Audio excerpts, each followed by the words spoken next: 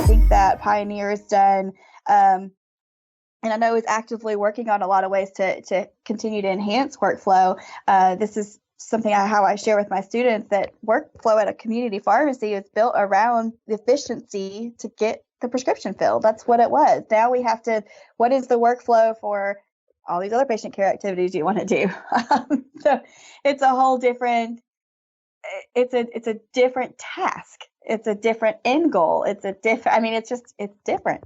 And we've talked a long time about, we meaning, as a very general, but just kind of in my circles and what I've been seeing in conversations at conferences is, how do we integrate patient care? That whole integrating to workflow. How do we integrate into workflow?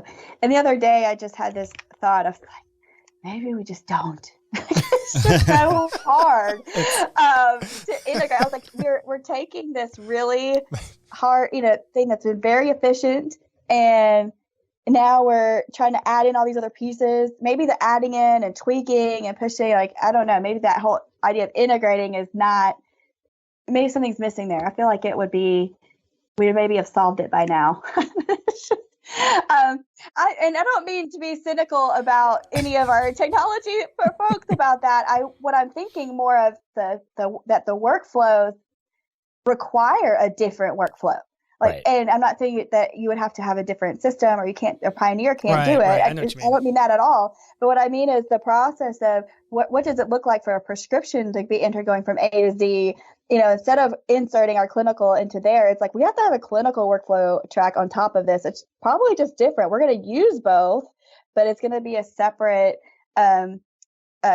roles and responsibilities, what's happening, who goes where. I mean, the documentation might be different. Right. We could use the same system, but trying to figure out, okay, well, when a prescription comes in and then I'm filling it and validating it, then I'm going to do this part of my clinical part, and then I'm going to call the patient, then I'm going to stop here and do this.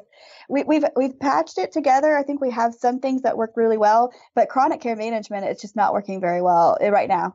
What I'm seeing, I'm like, it's hard. Well, it's a lot like, we address workflow in that regard, where you can do filling and clinical is either integrated or asynchronous. And I think the way I kind of look at that differentiator is, if you've got one pharmacist and one technician, it has to be integrated.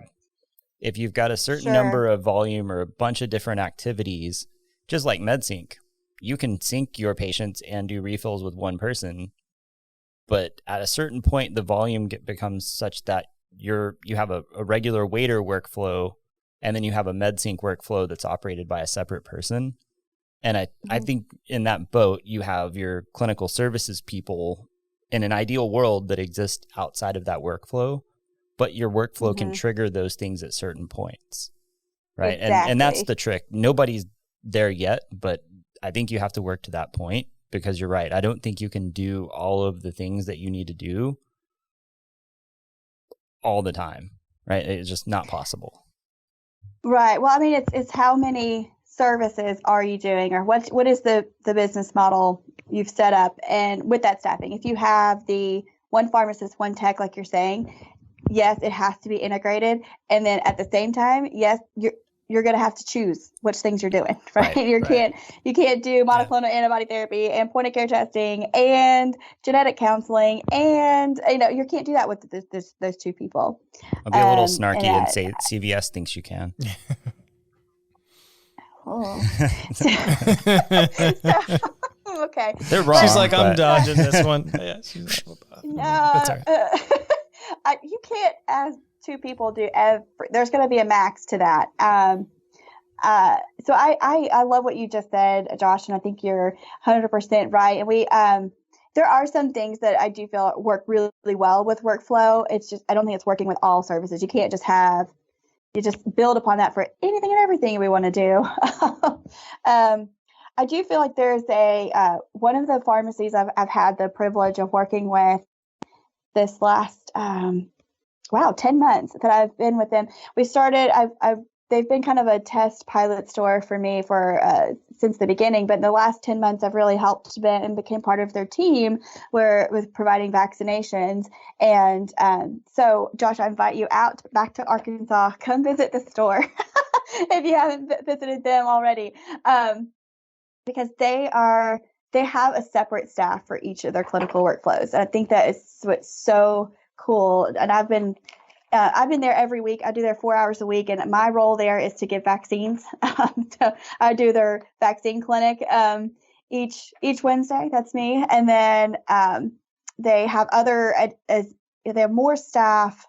They have I have like 4 or 5 pharmacists there on any given day, and they all have their own unique pockets. Like mine is vaccines, and then I also do point of care testing. But then when I'm not there, there's a designated person that they're responsible for the vaccines, or they're responsible for their bubble packing, and also their workflow is they have 80% of their chronic fills are on are synced. So they're very proactive, and it's changing that mindset of that workflow that's being very proactive. That's helped them a lot, they've said. And they, like I was there on Wednesday, they were working on Sunday fills.